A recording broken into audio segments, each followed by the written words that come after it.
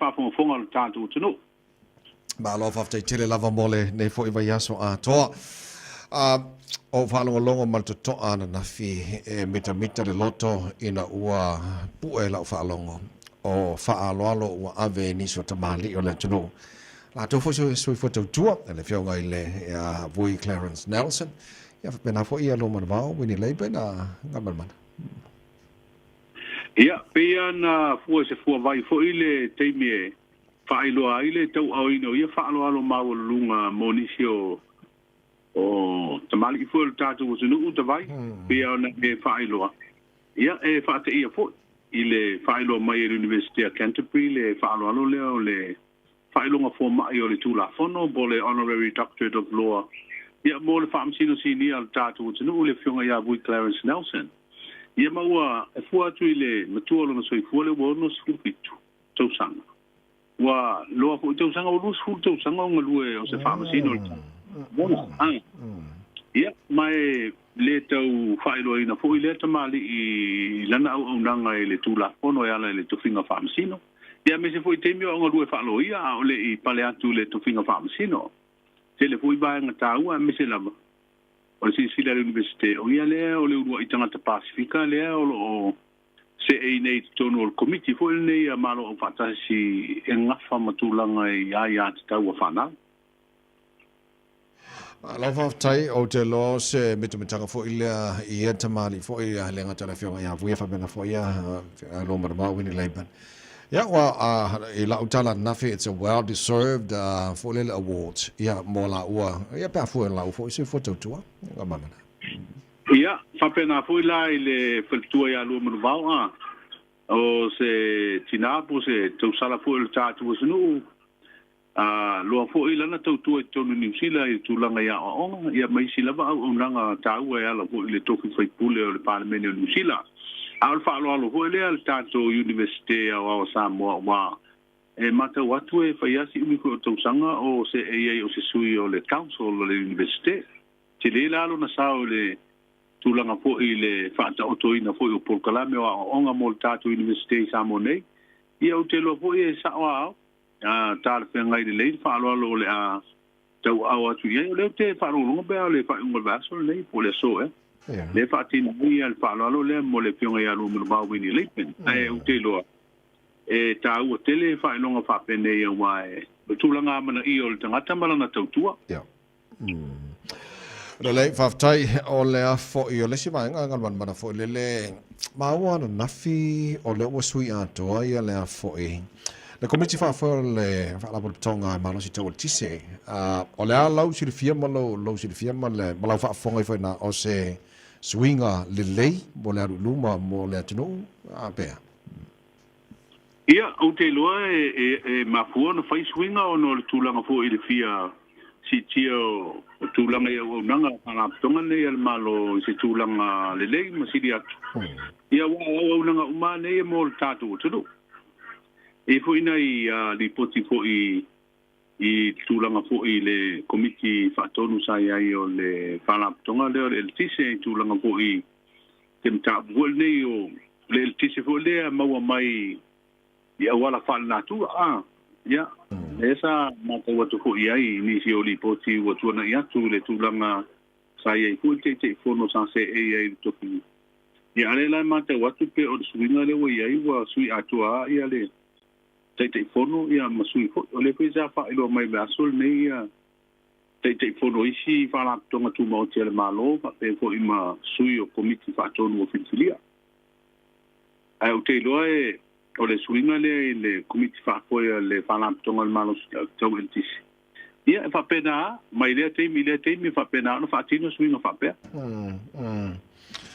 ona lo se fia le ala tono ase mafuanga wa sui ato me walo te maua pe sa tausanga nisi sa iai mo I le board ia tu mau pe no la tu iai ale o mo ko sui anko uma ele malo como mana ia pe o le bala na sa fa menino mai se fina ngalo vo el minsta o lo o fitu tonu e fa la tonga le PC na o mo ye so te inga ni va yaso o le asa to e tausanga uma te fono sa iai mo sui o komiti faton ia le la falling mai le fai uma o le ua ia ile te fono fo Ia sta mali fu isanga lue le company telefoni fe ave ima so ta inga hone o le Blue Sky Samoa. Ya. Ma suila al komitia le va pe wa sui mai lato. Okay, ua tele a foi tau sanga la tau whanau longa atu fo le tau whainga minister lo tau whai ina ia nai susu enga tonu le foi ia matanga benga malo. Ia tau sia o se swinga fo wim fai fo ona le lei mo tatu tangata wa o le lei o company o le amino whala tonga lea. Mkwa whanau lango e ile tulango ile il tisi fo le male. Mse ka waka ngofia ia ka waka le kiso wa inga Samoa. Ia wa le si tulanga taua na mene o le suia ingo pulenga o malo.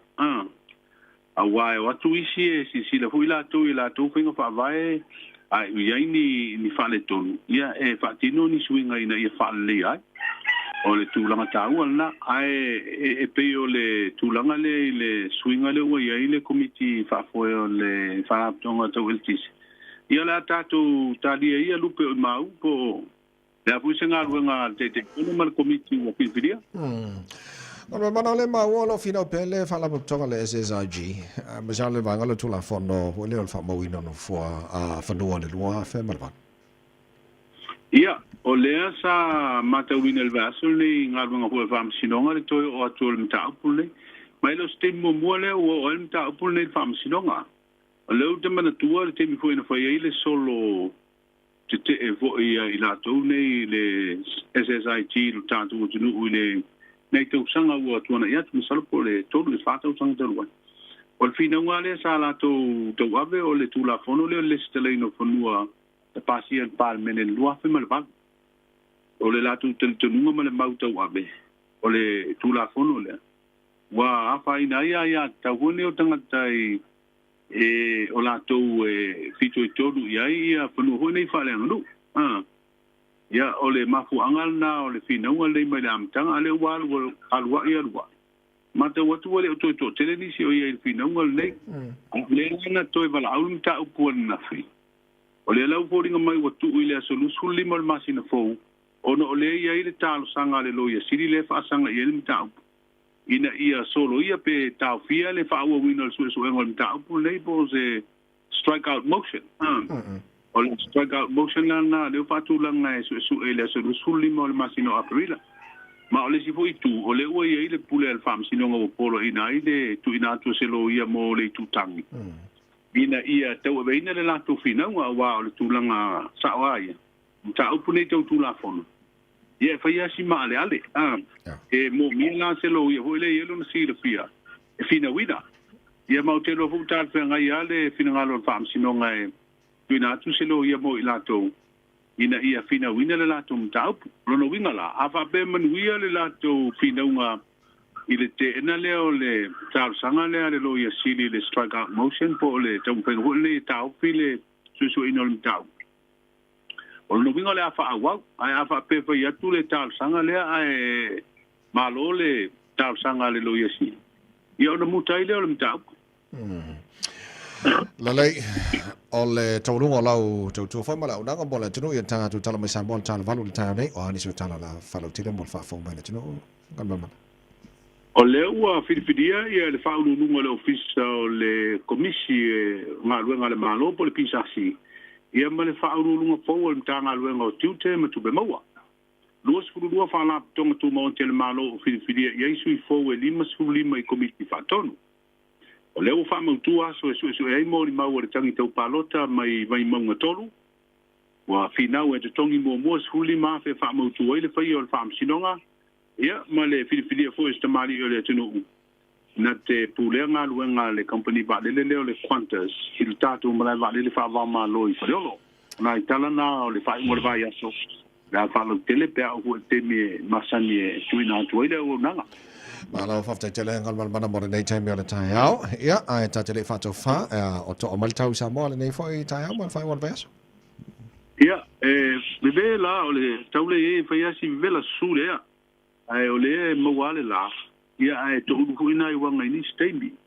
O le vai asu fo i le tala la tamai o le tau mai le official tau i mulno.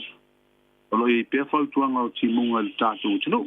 ya o se va inga la tamai na ale tulanga o tele ai o le ai mo la pia me la fu I patino ai se o mga luanga masani a pa u ho ti munga ia ua tau mo ai si malu ho le o le no le malo si le bebele le tado dro Mario fai va mana yo le nei fo yaso mar fai unga o le yaso fa te tele lava mo le nei tai au mo le nei va yaso alto ngam man ya fa pena fu el nai tu el tado nga luanga mo wi fo ile lauta de aso tai au Malo fa te tele man wi lava ia nei yaso le fionga ngam mana tu para ba tipi Autagavaia malo to tonga nei vanga ta ora na mo ta tau